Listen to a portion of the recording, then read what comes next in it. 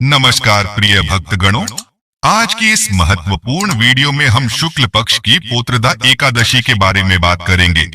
आज हम आपका कंफ्यूजन दूर करेंगे कि आपको पोत्रदा एकादशी व्रत कब रखना है, 9 जनवरी या फिर 10 जनवरी को। लेकिन वीडियो को पूरा देखिएगा, तभी आपकी कंफ्यूजन दूर होगी।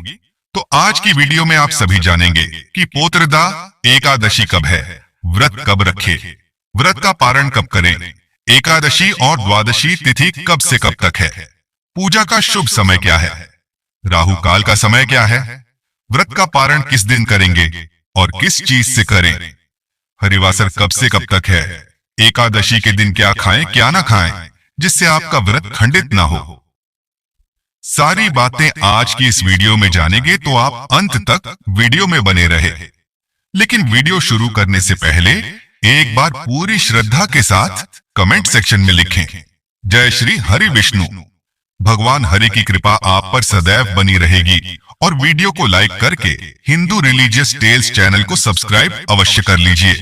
प्रिय भक्तगणों, वैसे तो वर्ष भर में 24 एकादशी आती है और जब अधिक मास लगता है तो उस वर्ष में एकादशी की संख्या 26 हो जाती है।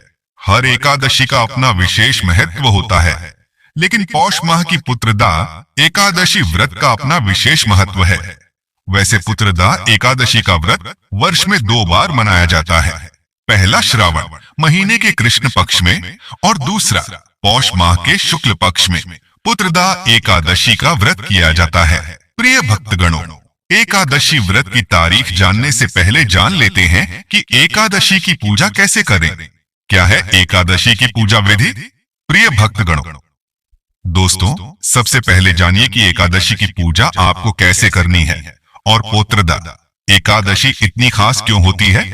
तो पुत्रदा एकादशी का जो व्रत है वह अपने नाम के अनुरूप ही संतान की रक्षा, उसके उज्जवल भविष्य के लिए रखा जाता है। इस दिन वैवाहिक दंपत्ति विष्णु का दक्षिणावर्ती शंख से अगर अभिषेक करते हैं और चंदन का तिलक लगाकर उन्हें पीले फल, पीले फूल, तुलसी दलों सहित अर्पित करते हैं तो उनकी संतान संबंधी जो भी कामना है वह भगवान की कृपा से अवश्य ही पूर्ण हो जाती है।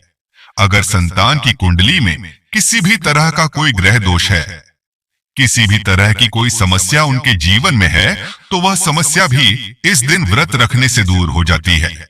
निसंतान दंपतियों को मिलकर इस एकादशी का व्रत रखना चाहिए। अगर पति पत्नी दोनों एक साथ व्रत ना रख पाए तो दोनों में से कोई भी एक विधि विधान से नियमों का पालन करते हुए सच्चे मन से इस व्रत को धारण कर सकता है।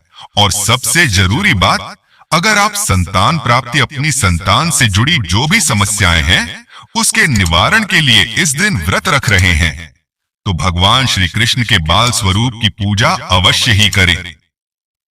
इस दिन लड्डू गोपाल जी की पूजा करा करके उन्हें नए वस्त्र धारण कराकर अच्छे से श्रृंगार करके उन्हें माखन मिश्री का भोग जरूर लगाएं। साथ ही संतान गोपाल मंत्र का भी जाप करें, जो कि इस वीडियो में हम आपको बताएंगे।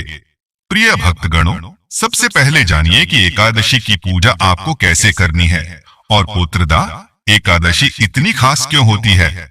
तो पुत्रदा एकादशी का जो व्रत है वह अपने नाम के अनुरूप ही संतान की रक्षा, उसके उज्जवल भविष्य के लिए रखा जाता है। इस दिन वैवाहिक दंपत्ति विष्णु का दक्षिणावर्ती शंख से अगर अभिषेक करते हैं और चंदन का तिलक लगाकर उन्हें पीले फल, पीले फूल, तुलसी दलों सहित अर्पित करते हैं तो उनकी संतान संबंधी जो भी कामना है वह भगवान की कृपा से अवश्य ही पूर्ण हो जाती है।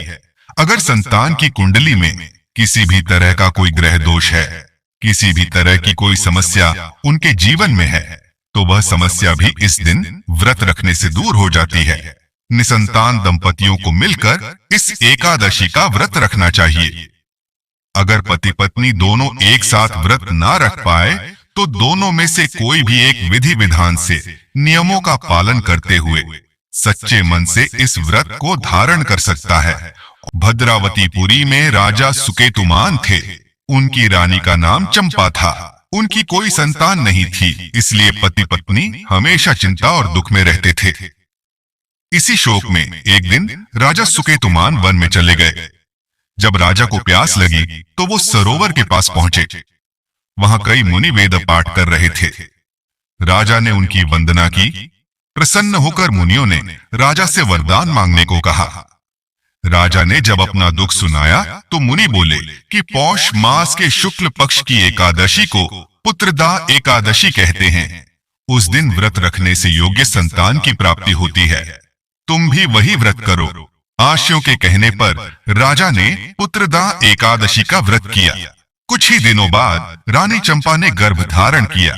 उचित समय आने पर रानी ने एक तेजस्वी पुत्र को जन्म दिया, जिसने अपने गुणों से पिता को संतुष्ट किया तथा न्यायपूर्वक शासन किया। प्रिय भक्तगणों, जो भी एकादशी का व्रत धारण करने वाले हैं, उन्हें चाहिए कि दशमी तिथि के दिन सूर्यास्त होने से पहले ही शुद्ध और सात्विक आहार ग्रहण कर लेनी चाहिए। दशमी, एकादशी, द्वादशी इन 3 दिनों तक और सात्विकता का पालन करना चाहिए। तामसिक वस्तुओं का प्रयोग नहीं करना चाहिए। नशीले पदार्थों आदि का सेवन नहीं करना चाहिए। भक्ति पूर्वक भगवान का, जो कि व्रतधारी को चाहिए कि 10वीं की सूर्यास्त से पहले ही भोजन ग्रहण कर ले और 10वीं की रात को ब्रह्मचर्य का पालन करते हुए भगवान विष्णु के नामों का और एकादशी व्रत का स्मरण करते हुए सोना चाहिए। एकादशी की सुबह ब्रह्म मुहूर्त में उठकर के नित्य क्रियाओं से निवृत्त होकर के गंगा नदी में स्नान करना चाहिए। गंगा नदी में स्नान नहीं कर पाए तो घर के नहाने के पानी में ही थोड़ा सा गंगा जल मिला करके स्नान करना चाहिए।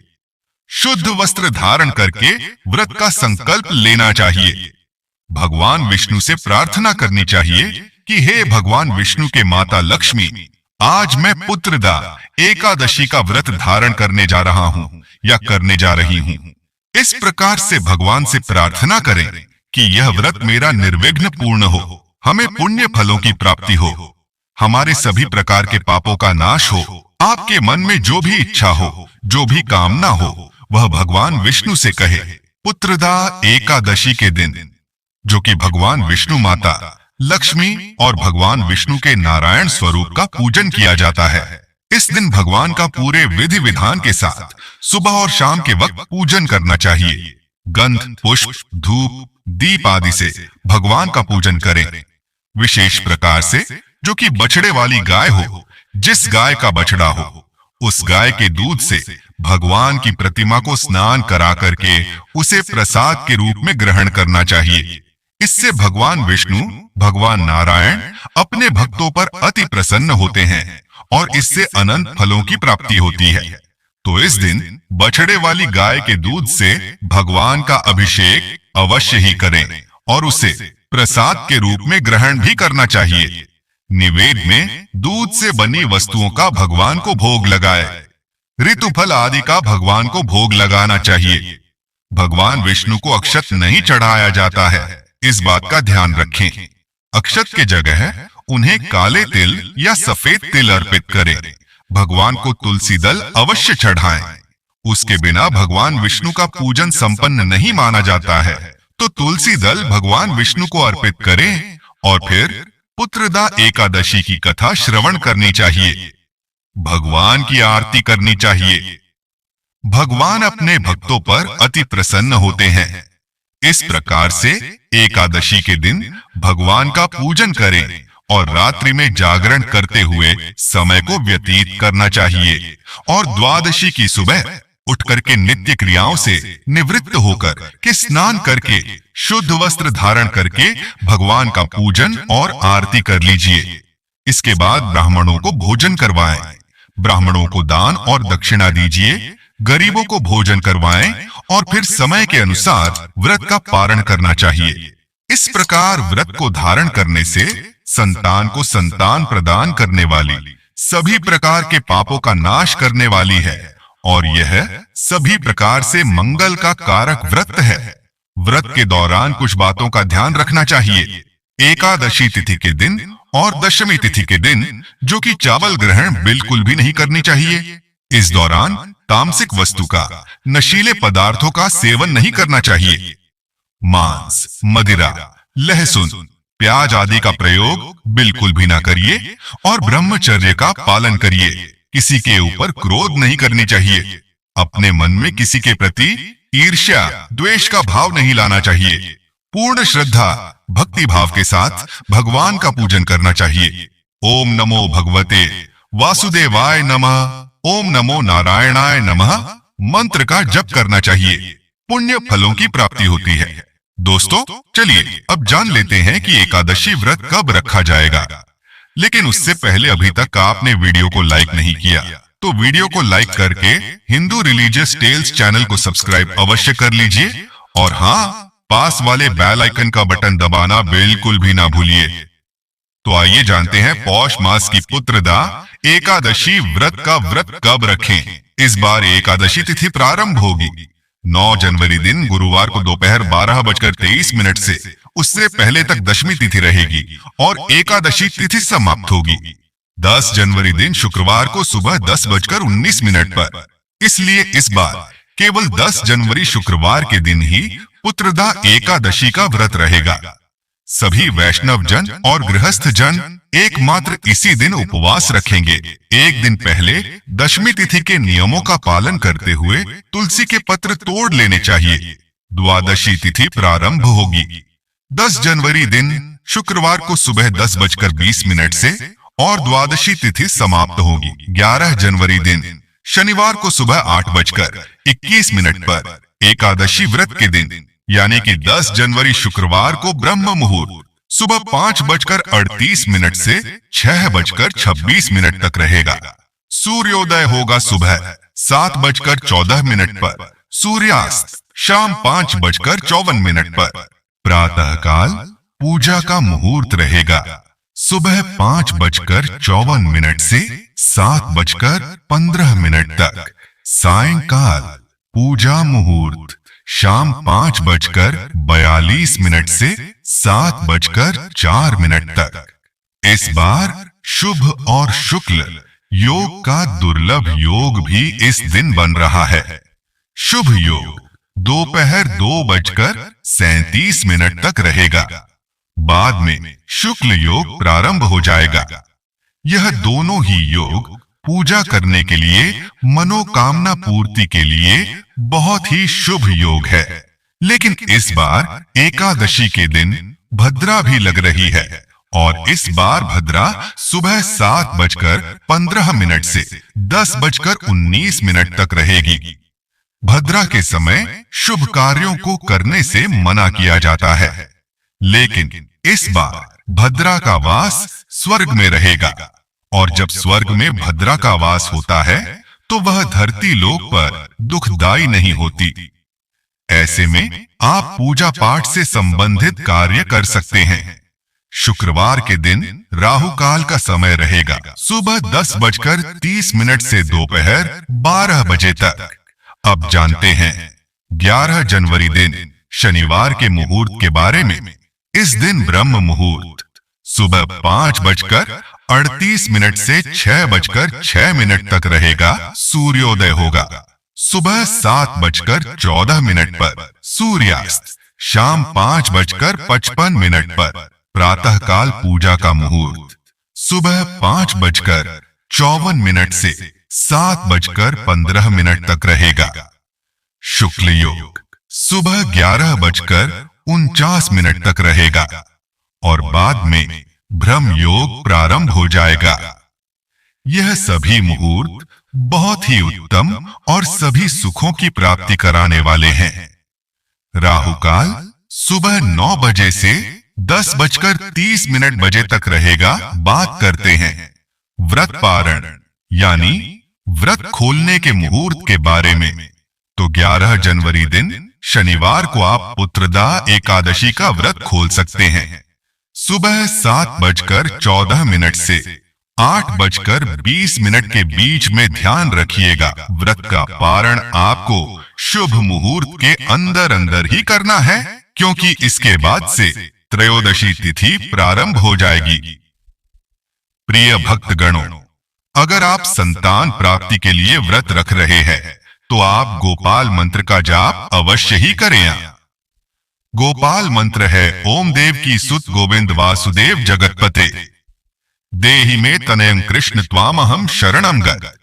इस मंत्र का कम से कम 108 बार जाता भगवान कृष्ण की पूजा करते समय जरूर करें। लड्डू गोपाल जी को इस मंत्र का जाप करने के बाद माखन मिश्री का भोग लगाएं। इसके बाद से नियमित रूप से इस मंत्र का जाप करें। इससे आपको जल्द ही कान्हा जैसी संतान प्राप्त होगी। अगर आप संतान गोपाल मंत्र करते हैं तो निसंतान को उत्तम संतान की प्राप्ति होती। संतान के जीवन में आने वाली हर समस्या से छुटकारा मिलता है। जिन लोगों की संतान जीवित नहीं रहती हैं, तो उन्हें यह मंत्र का जाप करने से लाभ होता है। और जिन स्त्रियों का बार बार गर्भपात हो जाता है, उन्हें भी इस मंत्र से काफी लाभ मिलता है। इस व्रत के कुछ और खास नियम हैं। जैसा कि मैंने आपको खाने के लिए बताया कि इन 3 दिनों में आपको किस तरह का खाना खाना है। पहले दिन दोस्तों, आपको जौ, गेहूं, चना, नमक, काली मिर्ची का खाना खाना है। वैसे ही खाना दोस्तों द्वादशी के दिन पर भी खाना है। और ऐसा कहा जाता है, दशमी और द्वादशी के दिन अगर आप एक समय भोजन करते हैं तो इसे श्रेष्ठ बताया गया है। पर अगर आपका शरीर साथ नहीं देता तो आप दोनों समय भोजन अवश्य कर सकते हैं। इसके अलावा दोस्तों, इस दिन व्रत शुरू कर रहे हैं, तब दोस्तों दशमी, एकादशी और द्वादशी के दिन पर आपको क्या क्या नहीं खाना है। आपको मांस मदिरा नहीं लेनी है, प्याज लहसुन से बना हुआ खाना नहीं खाना है, कांसे के बर्तन में खाना नहीं खाना है। उसमें कुछ सब्जियां हैं जिन्हें बताया गया है, जैसे गोभी, गाजर, शलगम, पालक, कुल्फा। इन सब्जियों को नहीं खाना है। शहद नहीं खाना है और तेल खाना भी वर्जित है। अगर दोस्तों आपके पास इतनी सामर्थ्य नहीं है तो आप खा सकते हैं। बाकी यह सभी चीजें खाना दशमी से द्वादशी के दिनों में, सभी 3 दिनों में यह सभी चीजें खाना वर्जित है, तो आपको ये खाना नहीं खाना है।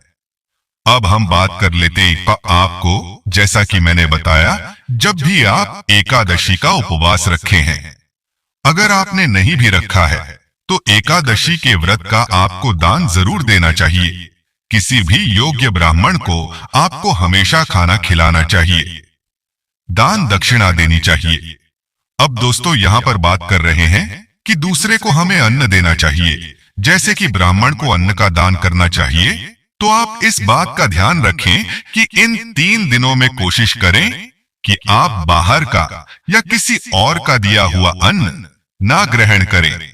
ऐसा कहा जाता है, एकादशी के समय में अन्न में पाप का वास होता है, तो आप किसी और से अन्न ना लीजिए। पराया अन्न लेना एकादशी के समय पर निषेध बताया गया है, तो आप किसी और से मांग के अन्न ग्रहण ना करें, बल्कि आप अपना भक्ति भाव के साथ उपवास रखिए। दोस्तों, उम्मीद करता हूं अब आपको किसी प्रकार को भी कोई कंफ्यूजन नहीं होगा और यह जानकारी शास्त्र सम्मत जानकारी है। इसमें किसी भी प्रकार का कोई संदेह नहीं है।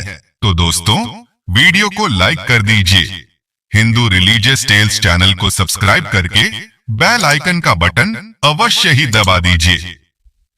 मिलते हैं अपने अगले वीडियो में, तब तक के लिए धन्यवाद।